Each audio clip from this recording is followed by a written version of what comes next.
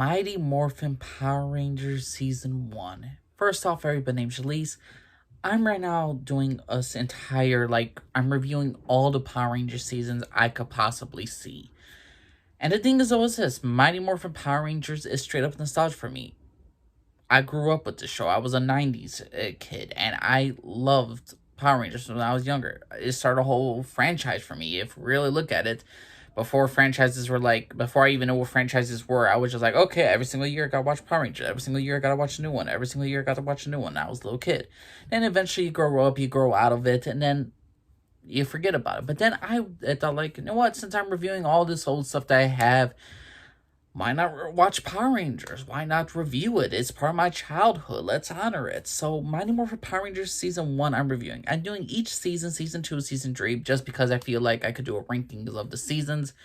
And overall, I could get a better grip of what Power Rangers, what are the better seasons. And I always know that, I know a lot of people say, well, it's corny, it's for kids, you shouldn't review this. I like my shit, I like my stuff, I ain't gonna change what I like. But the thing is, though, also, certain things could it's made for kids, but it has a good tones and serious tones that it just as good as some adult ones. And believe me, I'd rather watch Power Rangers than the Supergirl, Flash, and Arrow, because it's a whole new discussion right there. But Power Rangers, Mighty Morphin Season 1, what can I say? This show's getting a pass for me because it's just straight up nostalgia. For the first season, I just found it okay to good. I'm going to give it a grade of a B-. This is, for the first season, it gets a pass because it started off the franchise. The thing is, though, with this show, we could talk about a whole bunch of different topics about the stuff behind the scenes, about Mighty Morphin Power Rangers, with the whole freaking, the whole racist shit they were going through, with the actor who played Billy, and those stupid people were getting on him just because he was gay. Terrible shit right there. But behind the scenes, that's just another story. But for Season 1 of Mighty Morphin Power Rangers, is it as great as everyone thinks it is?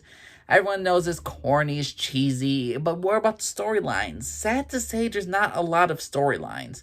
I mean, you get the typical characters. I mean, the whole group core is Jason, the Red Ranger, Billy, the Blue Ranger, Zach, the Black Ranger, Trini, the Yellow Ranger, Kimberly, the Pink Ranger, and then later on you get Tommy, the Green Ranger.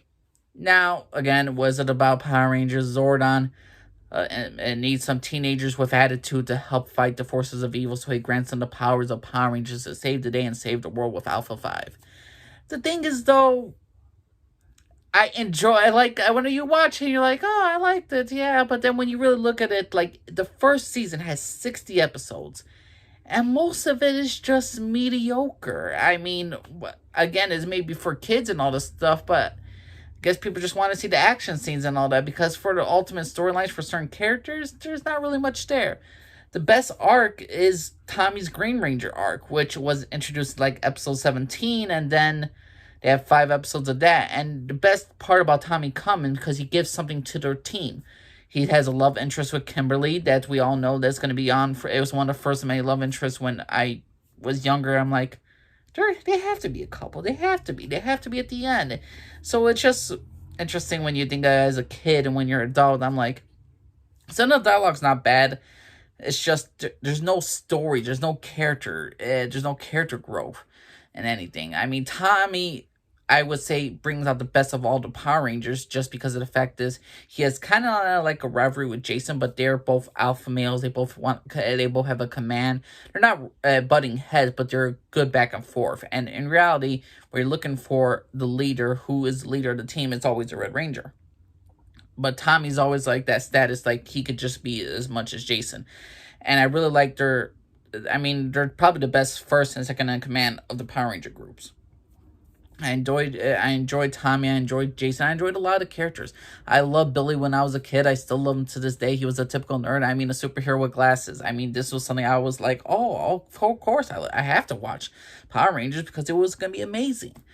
And then Billy had some great moments. Kimberly was mostly a love interest to Tommy.